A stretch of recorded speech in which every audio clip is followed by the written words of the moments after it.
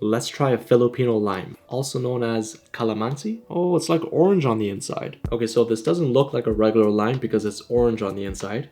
And it smells like an orange too. Got sour.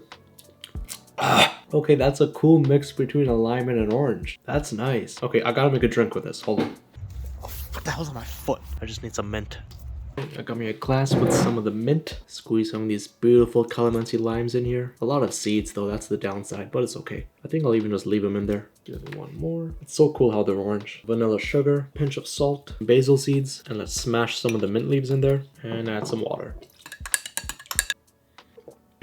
Nice. I would say the flavor is still more on the lime side, only a hint of orange. You do smell it though, so that helps, but in terms of flavor, it's mainly lime with a hint of orange. And I think I prefer this over regular limes. It just adds that hint of orange, which is cool. I would give this a 8.9 out of 10.